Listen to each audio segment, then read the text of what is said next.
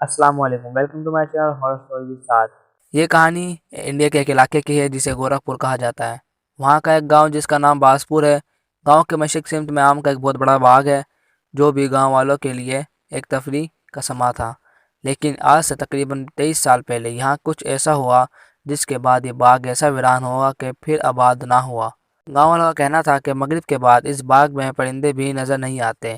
گاؤں کے ایک رہائشی شوبانش کانتا کی بیٹی کی شادی برابر والے گاؤں کے رہائشی ماتم یادوں سے ہو رہی تھی۔ بارات گاؤں سے چلی تو شوبانش نے اپنے گھر کے قریب ایک اسکول میں یا بارات کے بیٹھنے کا انتظام کیا۔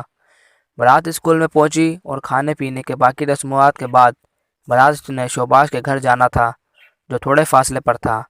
بارات اسکول سے نکل کر کچے راستے سے شوبانش کے گھر کی طرف جانے لگی۔ بارات کے ساتھ بیڑ ماجا والے بھی تھے جو ٹرالی پر سوار تھے۔ گاؤں کا راستہ آگے جا کر تنگ ہو گیا تھا، کیونکہ راستے کا صرف ایک تالاب اور دوسری طرف باغ تھا۔ ٹرالی جب تالاب کے پاس سے گزری تو کچی مٹی کی وجہ سے ٹرالی اور ٹرک کا وزن برداشت نہ کر سکا اور ایک طرف کو ٹرالی الٹ گئی، جس سے بینڈ باجے والے ٹرالی کے نیچے آ گئے، جس سے ان سب کی موت ہو گئی۔ اس حادثے میں 14 لوگ مارے گئے۔ اس حادثے کی خبر گاؤں والوں کو بھی ہو گئی تھی۔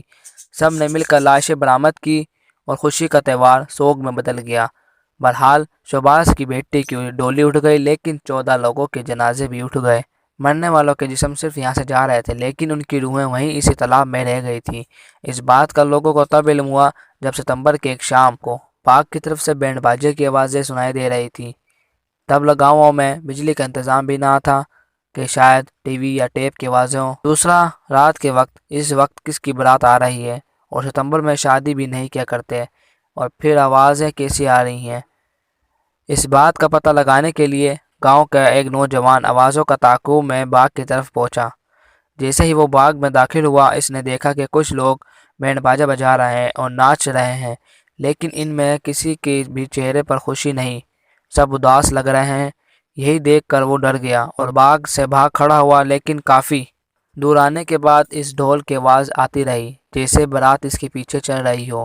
وہ سر پر دوڑا اور گاؤں میں جا کر اپنی کہانی سنائی، لیکن گاؤں والوں نے اس کا بھروسہ نہیں کیا۔ اگلی صبح کچھ لوگ اس باغ میں گئے تو ان کو وہاں کیچڑ میں لتھڑے پاؤں کے نشانات ملے جو تالاب کی طرف سے آ رہے تھے۔ گاؤں والوں کے اب تھوڑا یقین ہونے لگا تھا۔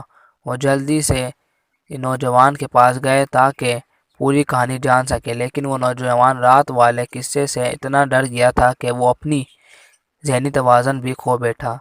اس کو رات کے وقت ڈھول اور باجے کی آواز سنائی دیتی رہی۔ گاؤں والوں نے اس کے بعد اس باغ میں جانا چھوڑ دیا اور باقی سب لوگوں کو بھی منع کر دیا، لیکن اس سب کے باوجود کئی لوگ اس کا شکار بنے۔ کہا جاتا ہے جو بھی ان آوازوں کا پیچھا کرتا باغ میں جاتا، وہ پہلے جسے واپس نہ آتا۔ آج بھی مخصوص دنوں میں باغ سے آوازیں سنائی دیتی ہیں۔